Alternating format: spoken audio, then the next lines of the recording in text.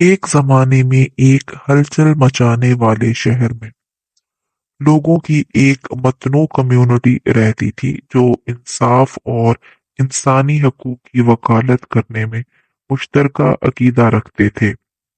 ان میں پرجوش کارکنوں کا ایک گروپ بھی شامل تھا جنہوں نے فلسطین کی بھرپور حمایت کی اور خطے میں جاری تنازع کی وجہ سے اسرائیل کی مصنوعات اور خدمات کا بائیکاٹ کیا۔ اس تحریک کی رہنما مایا ایک پرعزم اور ہمدرد نوجوان خاتون تھی، جس نے اپنے سفر کے دوران فلسطینی عوام کی حالت ذات دیکھی تھی۔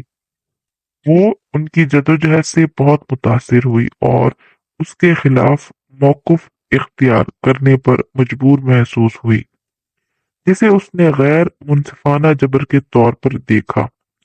مایا اور اس کے ساتھی کارکنوں نے فلسطین کی صورتحال کے بارے میں بیداری پھیلاتے ہوئے پرامن احتجاج کا اہتمام کیا۔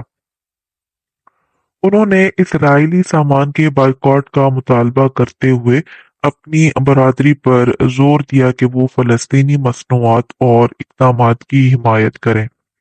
ان کا مقصد نفرت پھیلانا نہیں تھا بلکہ پرامن حل کی ضرورت کو اجاگر کرنا اور خطے میں ہونے والی انسانی حقوق کی خلاف ورزیوں کے بارے میں بین الاقوامی سطح پر شعور اجاگر کرنا تھا۔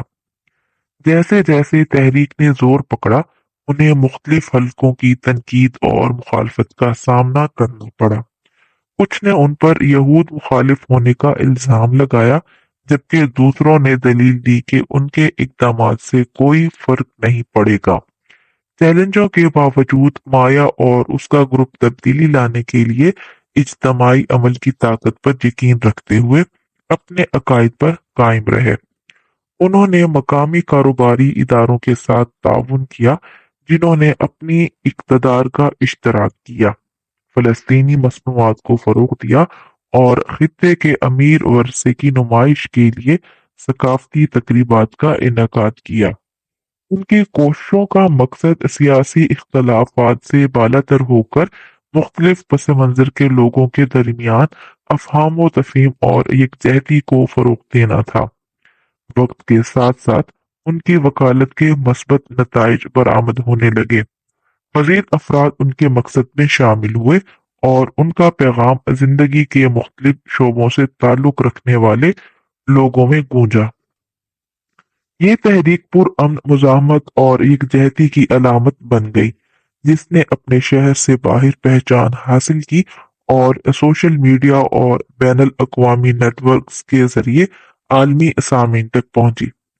مشرق وسطی میں حالات کی پیچیدگیوں کے باوجود مایا اور اس کے اتحادی فلسطین کی حمایت اور سب کے لیے انصاف کے فروغ کے اپنے عزم پر ثابت قدم رہے۔ وہ سمجھتے تھے کہ ان کے اقدامات تنازعات کے پرامن حل کے لیے جدوجہد کرنے والی ایک بڑی تحریک کا محض ایک چھوٹا سا حصہ تھے۔ جیسے جیسے سال گزرتے گئے، ان کی استقامت اور لگن کا پھل آیا، جس نے اسرائیل فلسطین تنازع کے بارے میں بیداری اور مکالمے میں اضافہ کیا، جبکہ امن کا راستہ مشکل رہا۔ مایا اور اس کے ساتھی کارکن دوسروں کو اس بات کے لیے کھڑے ہونے کی ترغیب دیتے رہے جس پر وہ یقین رکھتے ہیں، ایک ایسے مستقبل کی امید کو فروغ دیتے ہیں جہاں تمام لوگ وقار اور ہم آہنگی کے ساتھ رہ سکیں، چاہے ان کی قومیت یا پس منظر کچھ بھی ہو۔